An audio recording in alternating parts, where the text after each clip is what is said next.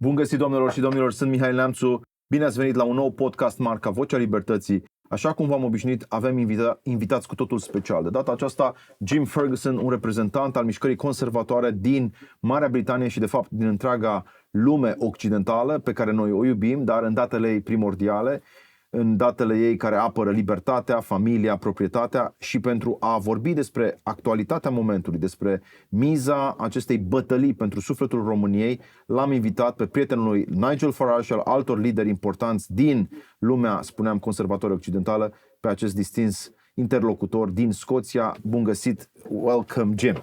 Thank you so much indeed. It's a pleasure to be here to support George Simeon and his presidency and the Romanian people. I just said to my Romanian public, but of course we can speak to the larger audience in America and elsewhere. You've been very good at attracting people from the United States, but also from Western Europe. About your work, you've been very influential in the past, say, 5 years in terms of building this movement. But the question is, why Romania? Why would you pay attention to a small country? We are about 23 million only in this part of the world. We are still not well known in the West. So why would you pay attention to this country? Well, for a variety of reasons. But first of all, your traditions, your family values, your Christian heritage. And patriots across the world are looking at Romania and we're saying, you must protect and preserve what you have here, because it can easily be lost. And we've seen all the kind of problems in the West through mass illegal immigration, attacks on family values, attacks on the family itself. And it's very important that we stand up united, patriots united around the world. And that was my motivation to launch Freedom Train International, which is now the fastest growing freedom movement in the world today. So much so, in fact, that we have hundreds of thousands of members. And indeed, we've appointed ambassadors to Australia, New Zealand, Denmark, Germany, the UK, Canada, and we're building a huge momentum, and we're focusing in on Romania because when I first came across George Simeon, and of course Kaylan Georgescu as well, I was so impressed with their integrity. They are men of the people, and that is incredibly important. They are the authentic leaders that this country needs, and I wholeheartedly believe in coming here and supporting them and the people, because they need that strong leadership now. You will remember that one of the apostles that Jesus called for was Simon, the Zealot. Indeed. He was a nationalist. However, he was able to be transformed by Jesus, and then he started to serve a universal cause just like you. On the one hand, you're a patriot, you're a Scottish citizen, you're a member of the sort of British community, politically speaking, but at the same time you serve an international audience, and that's beautiful. Yes, and you know, we have, as I say, many hundreds of thousands of people following us around the world. Big following in Canada, big following in Europe, and it's growing every day. But we work hard. I work hard, and I came and when your team reached out to me and I said, well, I'm coming to work and I haven't stopped working since I landed here, and I've only been here a few short days. But I came here with the intention to support George Simeon in his presidential election, because what is likely to happen isn't just a great blessing for the people of Romania, but actually it will have a huge effect on Europe. And you know, Europe needs strong leadership. It needs people that put their countries and communities first. And working together as part of a broader alliance is incredibly important. George Simeon has enjoyed support from Giorgia Meloni in Italy, from Greece, from Poland, from many nations. And many Americans came here over this weekend as well. I met and talked with many of them. Great people, patriots in their own right. What would be the dangers, the threats that you think a country like Romania, a country like Poland will very, very soon face? And what would be, I would say, the mistakes that we should avoid as a country, as a nation, as a collective group, but also a president like George Simeon, what he should avoid doing? A man in his position as president needs to have a good team around him. Now, I would go back to America here. Donald Trump's first presidency was highly successful. But this time in his second presidency, he has got great people around him now, loyal people, hardworking people who are working incredibly hard for the American people. Mr. Simeon, in my opinion, he needs to find loyal, hardworking people, people that share the same values and vision as him. He is an authentic man. And I posted a video very recently of me in the back of the limo with him being driven by the secret police or the Secret Service. And it was my first actual meeting with him. And what became clear is he is a man of vision, of integrity, of trust. He loves the Romanian people. But he must ensure that the people closest around him are committed to that as well. I want just to be more explicit here. Perhaps I wasn't quite clear when I said mistakes have been made by other countries in the past 20 years, 30 years.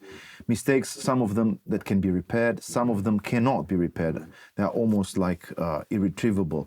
And so the question is, what would be the strategic mistakes which you believe the West has made and which we in Eastern Europe should avoid? Well, I think that, first of all, he must honour his word to the people. He must deliver. He must provide sanctuary and sustenance to the Romanian people.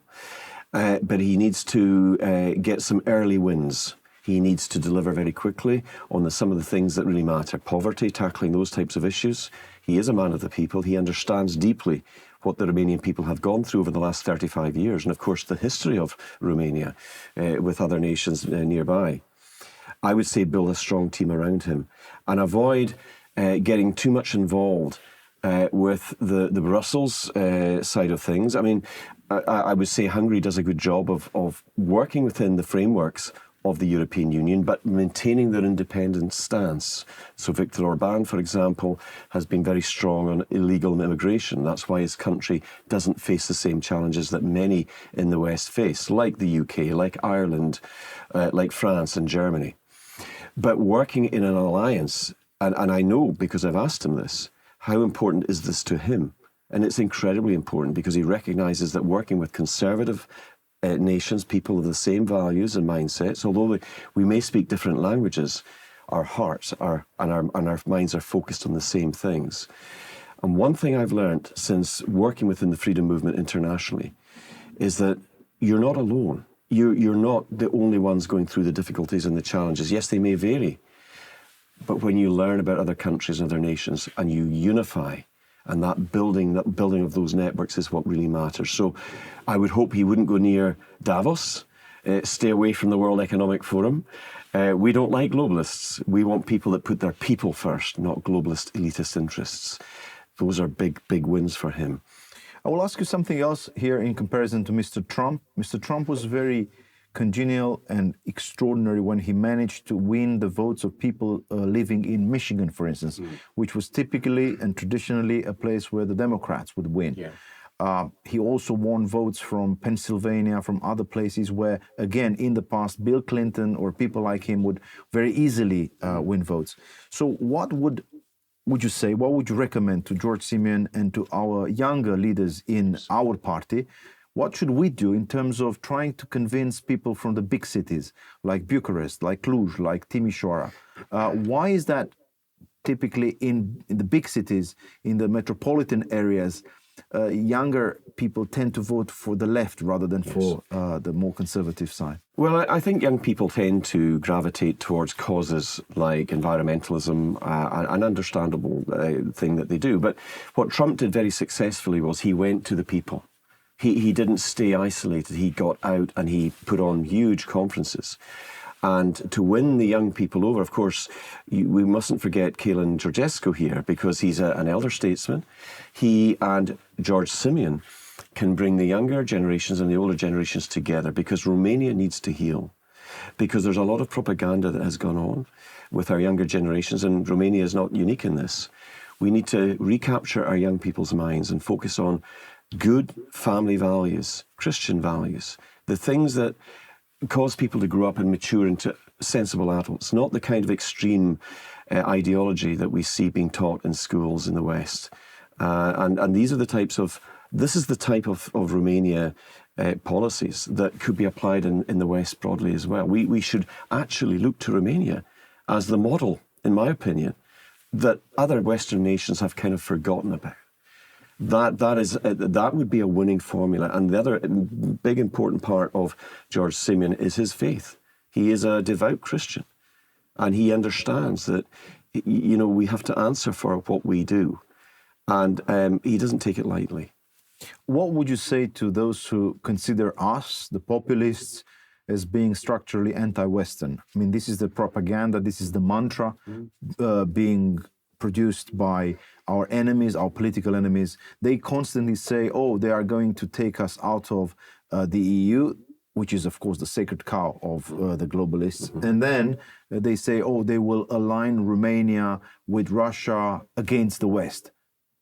No, I mean, I've talked to George Simeon about this and many of his team and people that follow him. There's been absolutely no indication of that at all. But they do accuse us. I mean, I worked closely with Nigel Farage and they said he was a Russian asset. I mean, it's just... They did. They're crazy stuff, you know. And you know, look, I have no disrespect to Vladimir Putin or the Russian people. In fact, I've spoken to professors and different people from that country. I don't see them as a problem, but I think that putting Romanian interests first is incredibly important. And he has said he has no intention of leaving NATO. He's got every reason to stay within it and to form a defensive alliance. I asked him about Moldova and the historical significance of that and the reunification of it. And he was quite clear, you know, there are historical things that happened and it's something that he would like to see happening, and maybe that will happen. But I think he is clever enough, he's a highly educated man, and he understands that in order to do these things, you have to have the people with you. There are lots of snobbish intellectuals suggesting that George Simeon went to Paris and then he started to criticize Emmanuel Macron, and by doing so, he of course, somehow endangered Romania's position inside the European Council. Do you think that's true? No, not at all. But I mean, they are justified in being criticised because Emmanuel Macron, once again, he is a globalist. He doesn't help the French people, and that's why the rise of Marine Le Pen has been so significant. It's why they've been employing what we call lawfare, dirty tactics to trip people up and apply one rule for one person but not for the other. So the fairness is not there. But I think it might be an own goal in France. Emmanuel Macron is not somebody that I have too much respect for. Thinking about the Olympics in Paris.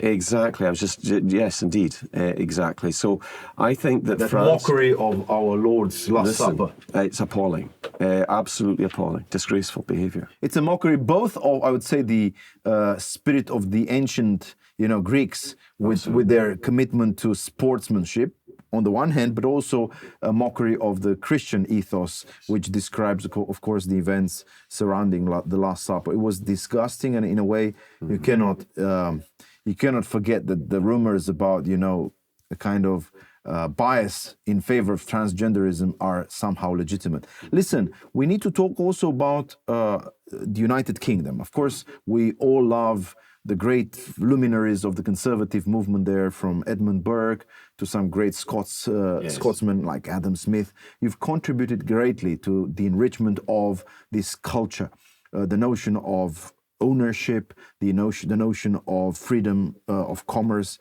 They have all been buttressed and articulated properly by great luminaries, as I said, from the island. But the question is, what's going on with the Great Britain right now? Well, to put it simply, the Conservatives lost their way a little bit. Instead of being Conservatives, they became globalists, and this is termed the phrase the uni-party system. In other words, you blame this to? Well, there were people who became very involved with Davos. David Cameron was one of them. I know David Cameron. I campaigned with him. I like David Cameron, but he was a little bit liberal. You know, he was what we might say a little bit sort of to the left, shall we say? And I think that the Conservatives lost their way in the United Kingdom, which is a great shame because they're the most successful party in history in the United Kingdom. But they've received a very severe lesson. There was an electoral wipeout, and that allowed Keir Starmer and the Labour Party, which are far left, they are extremists. They are not middle ground. I mean, Sir Keir Hardie, another fellow Scot that started the Labour movement in the United Kingdom, in Glasgow, back many years ago, would be appalled at what the Labour Party has become. So I think they will be a one-term party, but they are arresting Christians in the street for street preaching. Or murmuring their prayers. Or murmuring their prayers and being taken away in handcuffs. That's not freedom of speech. We have the Magna Carta. That's England today. That's England today. Locking up journalists, people that just express an opinion online, being arrested and being sent to prison.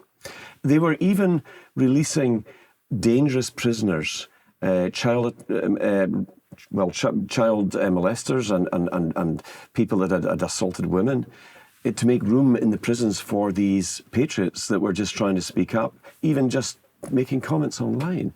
That's how bad it is. Now, J.D. Vance, the Vice President of the United States of America, spoke about this at the security conference in Munich, and he called them out. And he said, if you want to do business with the United States, you have to understand that freedom of speech and freedom in general is non-negotiable for us. The right to vote as well. The right to vote, the Bill of Rights, the Constitution, enshrined in law, which can never be overturned.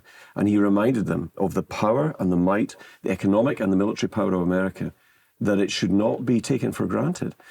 And I don't think that we're going to have to wait too long before there's a change of government in the United Kingdom.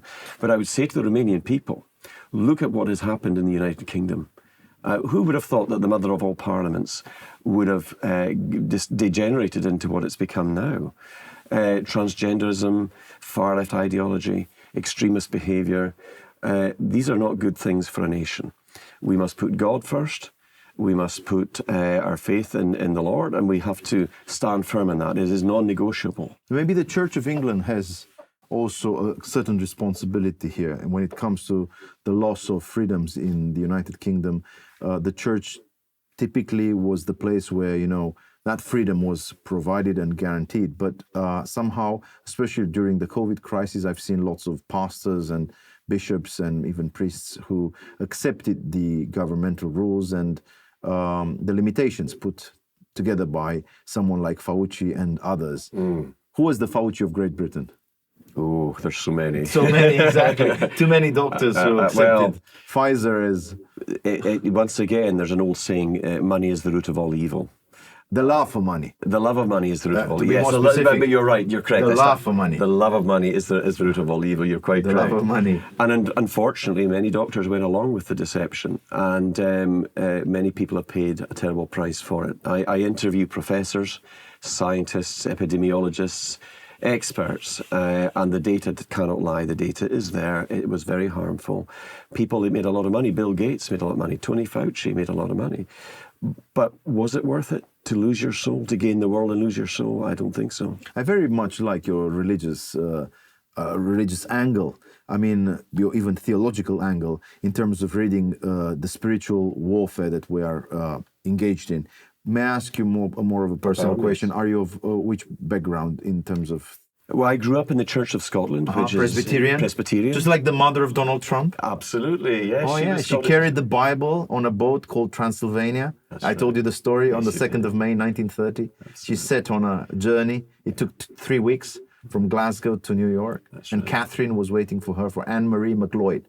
So she carried the Bible, and then the Bible, which was brought from Scotland to America by Anne-Marie MacLeod, that Bible was the Bible on which Mr. Trump put his oath. Yes. That was a very moving scene in, I think, was it in January the 20th, 2017. Am I right? Yes. Yeah? Very good.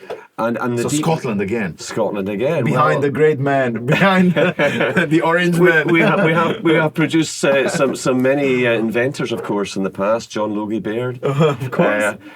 Sir Graham Bell, Alexander Graham Bell, and Macintosh, the raincoats. Macintosh, of course. We're quite a clever lot, really. Maybe myself not included. but actually, this is... Some would say even the Scotch is something we need to mention. Oh, well, the best whiskey in the world, shall we say, in moderation. But, it's true. Jesus Christ said, I am the way, the truth, and the life, and no one comes to the Father but through me. And we are involved in spiritual warfare. It is written, we've not been given a spirit of fear, but of power and love and a sound mind. And that's the principles that we must apply. We mustn't live in fear. We must be confident and bold. And we must step through those doors when they open. Carpe diem, Latin, seize the day. And that is what George Simeon must do. Seize that day, seize the opportunity for the Romanian people. and stand up in faith and courage and not be afraid of being branded or accused of ridiculous things. And let me tell you, he has got huge support internationally, even from Great Britain. The Patriots love him. And of course, they're following my reports of what he's doing, and they love the interview with me in the back of his limo. And they are as passionate as I am. But building those alliances is incredibly important. Alliances of conservative, right-leaning people that share our values. And there's a lot of us. And I'd be more than happy to come back and help in any way that I can. To make that work and to facilitate, because what I do is I build networks, I bring people together, I always find the common denominator, the things that unite us. There will always be changes and differences in policy, but what's really important is you focus on the things that unite us and bring us together as a human race. The Latins used to say nomen ist omen, and George carries, the name George carries a very, very deep significance. It's the Saint George who killed the dragon, who slain the dragon.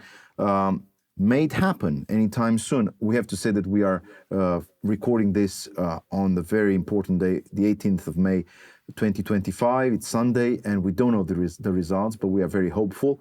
I will ask you one last question, which is more pragmatic because you're a businessman. What would you recommend to a country like Romania in terms of creating an environment which is very attractive for entrepreneurs? Well, I think a favourable taxation model works very well because people will see that as a way to make more profit, but that encourages inward investment.